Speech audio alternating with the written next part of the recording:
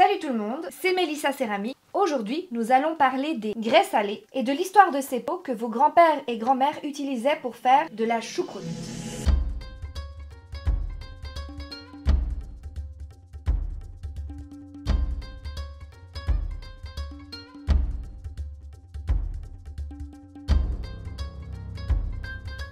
Mais avant de vous parler des grès salés, je vais vous expliquer ce qu'est le grès. Les premières traces de grès sont d'origine, attention suspense, et bien évidemment de Chine. Ah, ils sont vraiment trop forts ces Chinois. Ils sont non seulement les premiers à travailler la porcelaine, mais aussi les premiers à travailler le grès. Car c'est également les premiers à réussir à faire des fours de haute température. Les premières traces de grès ont été trouvées en Chine au 5e siècle, alors qu'en Europe, c'est seulement au 14e siècle que les premiers grès ont été réalisés. Les grès sont des argiles vitrifiées, cuites entre 1200 et 1300 degrés. Il est traditionnellement utilisé au tournage et au modelage, généralement de couleur chamois, gris clair, gris foncé ou brun.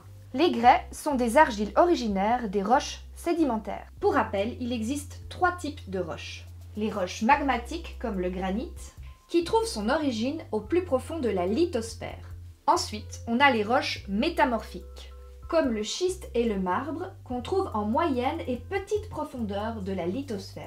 Et enfin, les roches sédimentaires, celles qui nous intéressent le plus, qui se trouvent généralement en surface, tels que l'argile, le sable et le guispe. Et comme le grès est une argile, il est donc originaire des roches sédimentaires. Maintenant parlons des grès salés. Ce qu'il faut savoir, les grès salés sont des pièces qui ne sont pas émaillées de manière traditionnelle. Ce sont des pièces qui sont émaillées à l'aide du sel. Les premières traces de grès salés ont été trouvées en Allemagne au XIVe siècle, dans la région de Westerwald, en Rhénanie. Puis, la technique s'est répandue en France au XVIIIe siècle et enfin au reste du monde. L'idée était de remplacer les émaux au plomb qui ne réagissaient pas aussi bien à cette température car ils sont faits pour la basse température. Après, en gros, on a remplacé un émail toxique au plomb pour un autre émail toxique au sel. La réelle particularité des grès salés, c'est qu'on n'émaille pas avant la cuisson. L'idée, c'est qu'on dépose un petit peu de sel dans différents endroits du four et qu'à la fin de la cuisson, on va encore rajouter du sel en jetant à l'intérieur. Ce qui va se passer, c'est que les sels vont fondre et que le sodium va s'envoler et va venir s'allier à la silice et à l'alumine de l'argile pour former un silicate de sodium.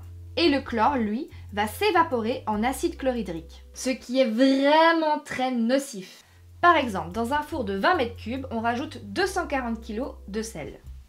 Et la durée des cuissons à l'époque était d'environ 60 heures. C'était des cuissons à bois, dans des fours à flamme renversée ou à flamme directe. Mais du coup, on mettait les pièces dans des gazettes afin de les protéger des flammes directes. Pour obtenir un bon émail, il faut que dans la composition du grès, il y ait au moins 65% de silice. Dans les pièces au grès salé, l'émail n'est pas très utile pour l'étanchéité, car le grès est une matière vitrifiée, mais l'objectif était de faciliter le nettoyage de ces pièces utilitaires. L'émail, lui, donne un aspect peau d'orange sur les pièces, on dirait plein de petites gouttes d'eau à la surface. Les décorations étaient plutôt de style naïf et simple. Ils étaient réalisés à l'oxyde de cobalt pour les décors bleus ou alors du monoxyde de manganèse pour les décors violets. Ce type de pot en grès salé était principalement produit en Alsace au 19e siècle. Vous pouvez encore en trouver en quantité sur internet ou dans des brocantes. Les dernières productions de grès salé industriels étaient des tuyaux d'égout. Aujourd'hui, seuls quelques céramistes utilisent encore cette technique avec beaucoup de précautions car sa dangerosité en fait une technique prohibée.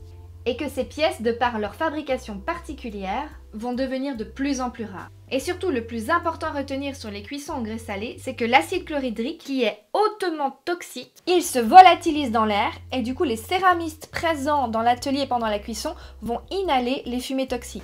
Aujourd'hui, les céramistes préfèrent remplacer le sel par le bicarbonate de sodium qui est moins toxique. Et voilà pour les grès salés, j'espère vous avoir appris quelque chose et que vous n'allez plus regarder ces céramiques du même œil. N'hésitez pas à mettre un commentaire, à liker la vidéo, à vous abonner à la chaîne en n'oubliant pas d'activer la petite cloche. C'était Mélissa Céramique pour l'histoire de la céramique. Ciao ciao!